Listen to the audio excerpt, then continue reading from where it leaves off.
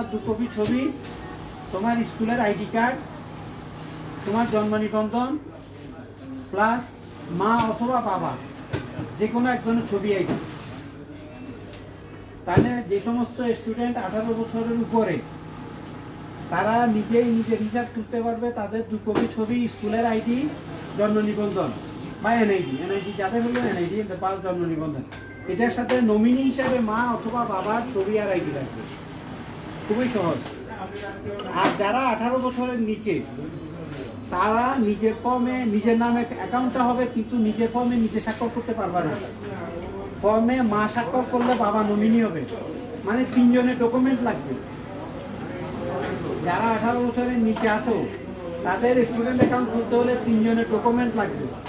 তার মানে তুমি যেহেতু 18 বছরের নিচে, তুমি বাংলাদেশের আইন অনুযায়ী মাইনর, তুমি স্বাক্ষর করতে পারবে না। তোমার পক্ষে তোমার আম্মা স্বাক্ষর করবে বা আব্বু স্বাক্ষর করবে। আব্বু স্বাক্ষর করলে আম্মু নমিনি হবে, আম্মু স্বাক্ষর করলে আব্বু নমিনি হবে। সেক্ষেত্রে প্রতি স্টুডেন্টের 2 কপি করে ছবি, স্কুলের আইডি, জন্ম নিবন্ধন প্লাস মায়ের ছবি, মায়ের আইডি, বাবার ছবি, বাবার আইডি, এই পেপারগুলো নিয়ে আসলে আমরা স্টুডেন্ট অ্যাকাউন্ট খুলে দেবো। স্টুডেন্ট অ্যাকাউন্ট খোলার সাথে সাথে আমরা তোমাদেরকে ডিজিটাল যে ওয়ালেট সেলফিনটা খুলে দেবো। সেলফিনের যে কি উপকারিতা, যে একবার বুঝছে সে আর বিকাশ ইউজ করবে না, সে নগদ ইউজ করবে না। সেলফিনের মাধ্যমে স্কুলের ফি হতে শুরু করে, টাকা পাঠানো হতে শুরু করে, জিনিসপত্র ক্রয় হতে শুরু করে, বিদ্যুৎ বিল, ইউটিলিটি বিল, ইন্টারনেট বিল, যে কোনো কিছু সেলফিনের মাধ্যমে দেওয়া যাবে। খুবই উপকারী একটা প্রোডাক্ট।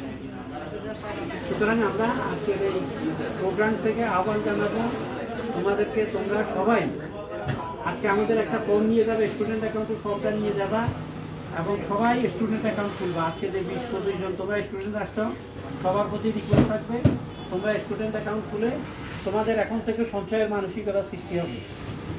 এটার পাশাপাশি স্টুডেন্ট করো যে আমি মাসে 200 টাকা করে ডিপিএস করবো, মাসিক কিস্তিতে, এটাকে ডিপিএস বলে।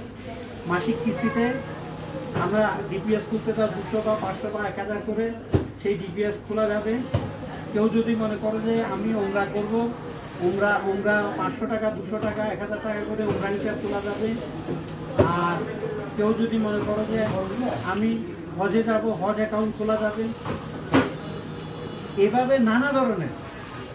আর তোমাদের এই লেনদেন যদি কোথায় আমাদের এখানে ক্ষুদ্র ঋণ কর্মসূচি আছে, আর তোমরা যদি কেউ উদ্যোক্তা হতে চাও তাহলে আমরা আমাদের এই ক্ষুদ্র ঋণ কর্মসূচির মাধ্যমে তোমাদেরকে অন্তর্ভুক্ত করে আমরা তোমাদেরকে বিভিন্ন ছোট ছোট, যেমন পশুপালন হতে পারে, ক্ষুদ্র কুটির শিল্প হতে পারে, আদার যে কোনো ফেসিলিটি আমরা দিতে পারবো। তাহলে প্রথম হলো সঞ্চয়, এরপরে হলো বিনিয়োগ।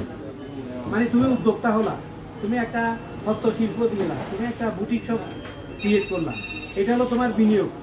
3 নম্বরটা বললাম আমরা ঋণ বা ইনভেস্টমেন্ট, আমরা ইনভেস্টমেন্ট বলি। সেই ইনভেস্টমেন্টের ব্যবস্থার জন্য আমাদের এখানে ক্ষুদ্র ঋণ ডিপার্টমেন্ট আছে। তাহলে তোমরা প্রথমে সঞ্চয় শিখতে হবে, ব্যাংক অ্যাকাউন্ট করতে হবে, সেলফিং করতে হবে। এই বিষয়গুলোর মাধ্যমে স্টুডেন্ট অ্যাকাউন্ট বা সেলফিং অ্যাকাউন্ট খুলে সঞ্চয় শিখবো। তারপরে নিজেরা ছোটোখাটো যদি ব্যবসা ক্রিয়েট করতে পারি, ব্যবসা ক্রিয়েট করবো।